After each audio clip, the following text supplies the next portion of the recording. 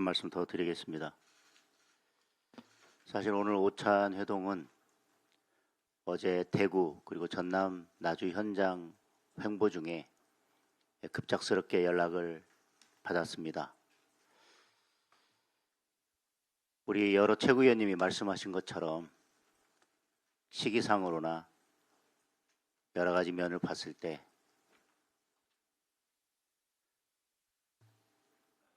부부싸움하고 둘이 화해하겠다고 옆집 아저씨 불러놓는 꼴이라는 것을 충분히 알고 있었습니다.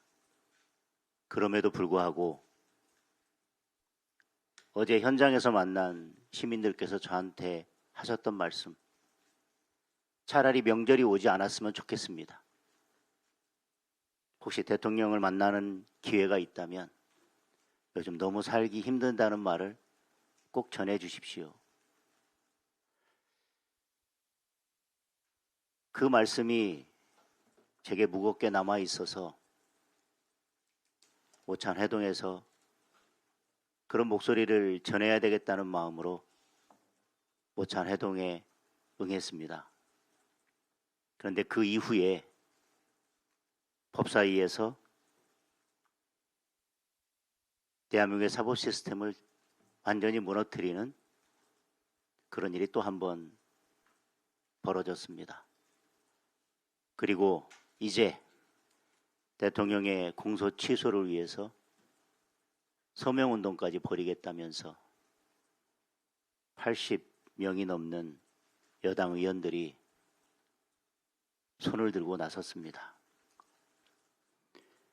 그리고 또 어제 행안위에서는 저희들의 의견이 전혀 반영되지 않은 채 행정통합 관련된 특별법이 일방적으로 통과됐고 오늘 또 그 논의를 이어간다고 합니다. 그리고 심각한 당무 개입도 있었습니다. 어제 오찬회동을 수락한 이후에 벌어진 많은 일들을 간밤에 또 고민하고 또 고민해 봤습니다. 이 회동이 어떤 의미가 있는 것인지. 지난번 처음 여당 대표와 회동을 했을 때 대통령은 여당 대표에게 더 많이 가진 쪽에서 양보해야 협치가 된다고 이야기했습니다. 그 다음 날 여당 대표는 교섭단체 대표연설에서 내란 정당 해산을 10수차례 입에 올렸습니다. 그리고 곧 있었던 대통령의 기자회견에서 기자간담회에서 내란전담 재판부가 왜 위헌이냐는 발언을 대통령이 직접 했습니다. 신년에 신년 할애를 하면서 여러 인사를 초대했지만 저는 그 자리에 가지 않았습니다.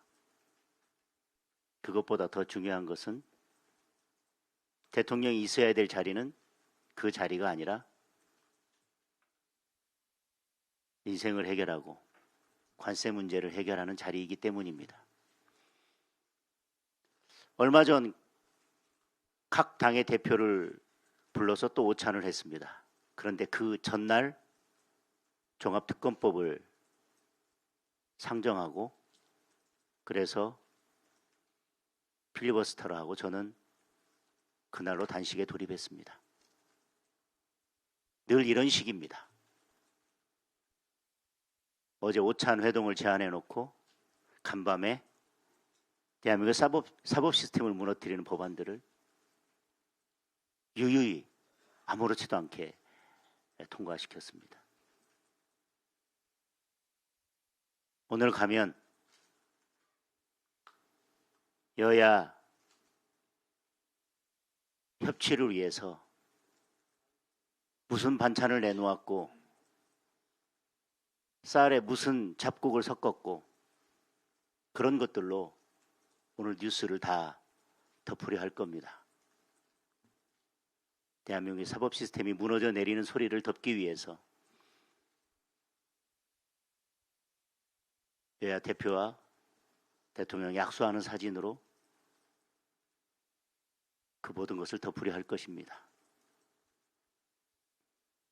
그 의도를 충분히 알지만 저는 오늘 제구에 올 때까지 아까 제가 공개 발언에서 말씀드린 것처럼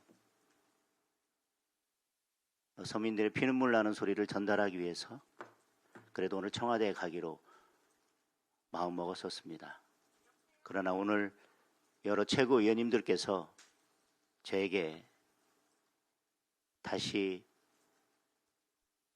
제고해 줄 것을 요청하셨기 때문에 최고위 마치고 지도부와 함께 이 문제에 대해서 다시 논의하고 최종 결정을 하도록 하겠습니다.